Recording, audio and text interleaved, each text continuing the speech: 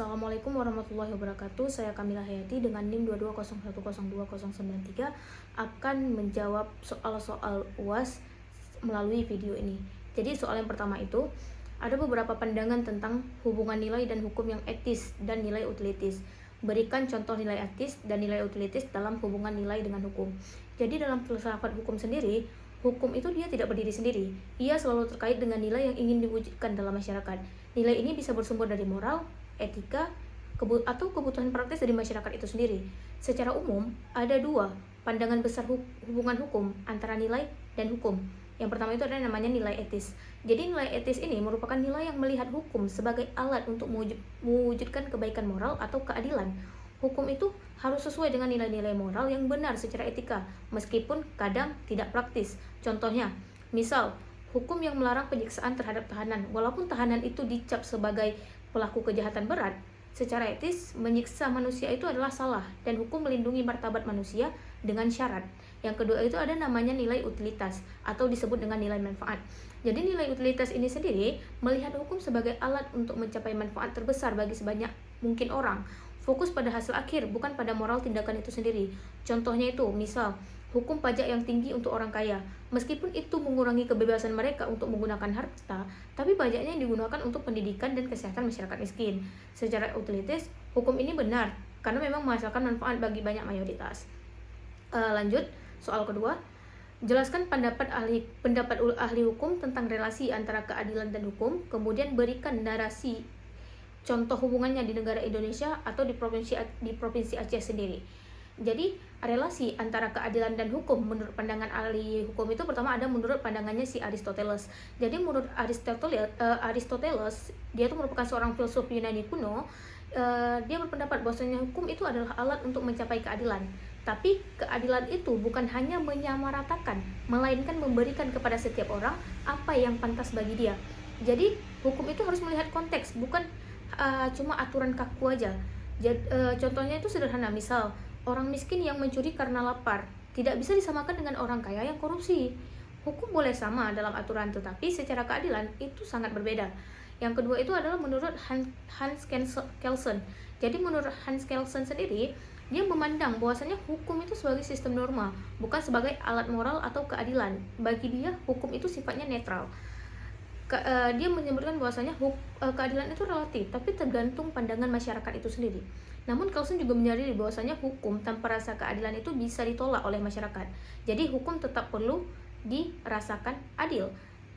Yang ketiga itu ada menurut Gustav Redbirch. Jadi menurut Gustav Redbirch, dia memberikan pandangan yang lebih manusiawi terkait tentang hukum ini sendiri. Ia menyatakan bahwasanya jika hukum sangat tidak adil, maka itu bukan hukum yang sah. Artinya keadilan itu lebih tinggi daripada hukum positif atau daripada hukum tertulis itu sendiri. Contoh narasi di Indonesia sendiri, ini khususnya di Aceh ya. Di Provinsi Aceh, hukum yang berlaku itu mencakup hukum nasional dan juga hukum syariat yang berdasarkan kanun. Dan ini menjadi medan penting untuk melihat hubungan antara hukum dan keadilan. Contoh, penegakan kanun jinayat atau disebut dengan pidana Islam.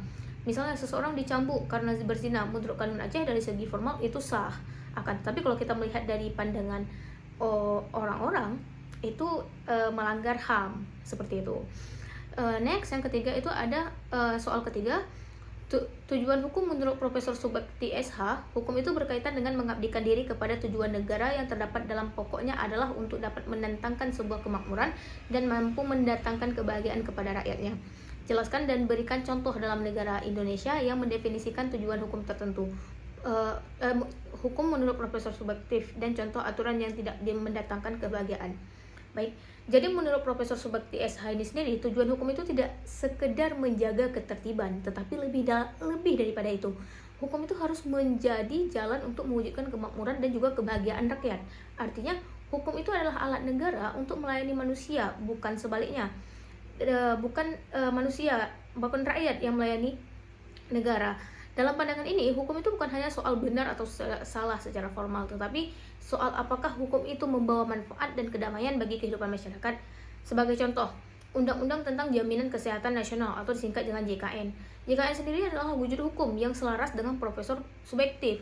Regulasi ini itu hadir untuk menjamin akses kesehatan bagi seluruh rakyat dengan harapan menghadirkan kebahagiaan dan rasa aman. Namun di sisi lain, ada juga aturan yang secara formal sah tetapi tidak membawa kebahagiaan, misalnya Undang-Undang Cipta Kerja yang meski bertujuan untuk menarik investasi justru menimbulkan keresahan bagi sebagian pekerja karena dianggap mengurangi hak-hak mereka. Dan dalam pandangan filsafat hukum itu sendiri, hukum harus hidup bersama nurani rakyat. Jika hukum hanya menguntungkan satu sisi dan melukai sisi yang lain, maka hukum itu bersifat gagal menjalankan tugasnya sebagai sumber kebahagiaan bagi masyarakat. Yang keempat, jelaskan serta berikan contoh daya ikat hukum agar manusia itu patuh terhadap hukum, dan jelaskan perbedaan antara hukum dari moral ataupun akhlak. Jadi kalau kita berbicara secara filsafat, daya ikat hukum itu dia muncul karena hukum itu memiliki otoritas dan sanksi.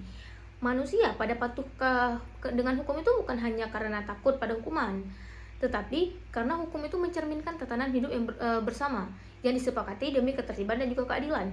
Hukum itu memiliki sifat memaksa yang membuat siapapun, baik dia mau kaya mau miskin, itu harus tunduk padanya. Misalnya aturan lalu lintas. Orang-orang itu berhenti lampu merah bukan hanya karena takut ditilang, akan tetapi juga mereka sadar bahwasanya dengan mereka patuh pada aturan itu menjaga keselamatan semua orang, tidak hanya dia sebagai pengendara tapi orang lain juga. Dan perbedaan hukum dengan moral atau akhlak sendiri itu terletak pada sifat dan sanksinya. Hukum itu bersifat eksternal dan memaksa, serta memiliki sanksi-sanksi sanksi-sanksi yang nyata dari negara. Sedangkan moral atau akhlak itu dia bersifatnya eksternal atau sukarela dari kita sendiri, berasal dari hati nurani kita sendiri, dan sanksinya itu adalah rasa bersalah ataupun penyesalan dari diri kita. Contohnya, misalnya kita berbohong kepada teman, itu adalah pelanggaran moral, tetapi tidak dihukum oleh negara.